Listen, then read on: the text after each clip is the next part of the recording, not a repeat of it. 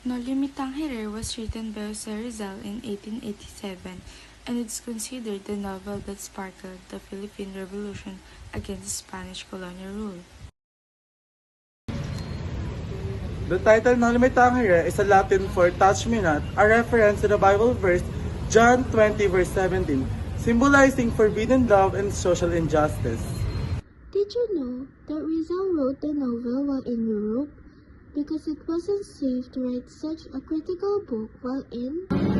Many characters in the Limitang Hire are based on the people Rizal knew, including relatives, friends, and influential figures of his time. The novel exposed the abuses of Spanish friars, corrupt officials, and the social injustice suffered by Filipinos under colonial rule.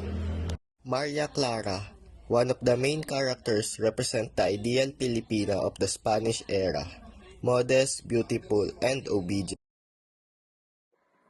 No Limitang Hire was originally written in Spanish, but has been translated into more than 50 languages worldwide, becoming a cornerstone of Philippine literature.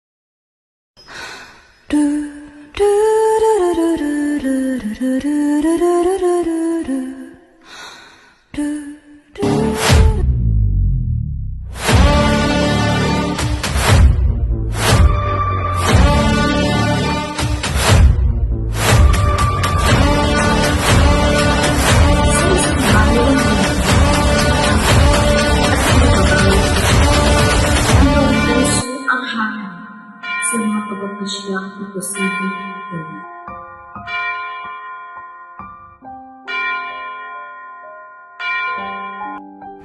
Ako si Crisostomo Ibarra.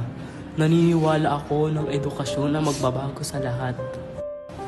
Ako si Maria Clara. Nais ko lamang magmahal, ngunit ako'y nakakulong sa tungkulin at takot. Ako si Elias, may mga laban na kailangan harapin kahit walang kasiguraduhan. Ako si Kapitan Tiago, ang tangol ng pamilya, higit sa lahat. Ako si Basilio, at sa murang edad, nakita ko ang tunay na mukha ng takot. Ako si Padre Damaso, ang batas ng Diyos ay aking ipagtatanggol. Ako si Sisa, isang inang naghahanap ng kanyang mga anak. Ako si Padre Salvi, laging nakamasid, laging may kontrol. Ako si Doña Consolacion. Sa bayang ito, ako ang nasusunod. Wala akong kasalanan. Ang nais ko lang ay makatulong sa bayan. Ang taong laban sa simbahan ay kalaban ng kapayapaan.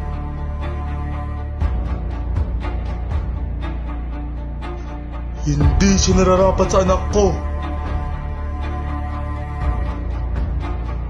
Hindi lahat ng laban ay dinadaan sa galit. Ang pag-iganti ay apoy. Ikaw ang unang masusunog. Sumunod ka! Wala kang karapatang magtanong! Anak ko!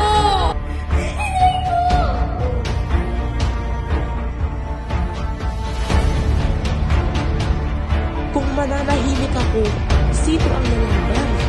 Hindi ako susuko. Gumamat ang akin. Gusto mong mabuhay. Mas mabuti nang sumunod, kaysa mapahamak ang lahat. Ama, mahal ko siya.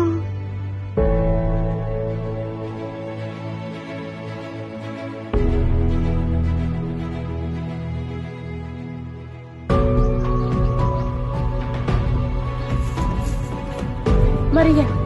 Maria! Maniwala ka sa akin. Hindi ako traidor. Tumakas tayo. Iwan natin ang lahat. Huli na ang lahat, Crisostomo.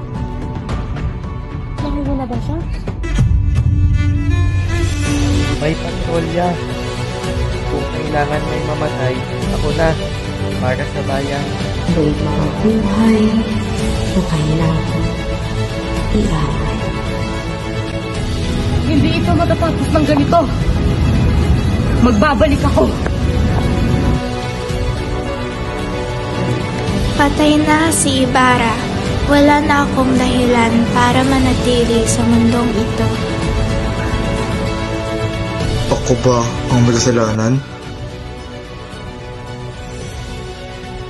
Mas mabuti nang kalimutan ang lahat. Kung ako man ay mabuhay, hindi matatapos ang laban. Ang apoy ng pagbabago, hindi magpapatayin. May mga pag-ibig na hindi nagtatagumpay.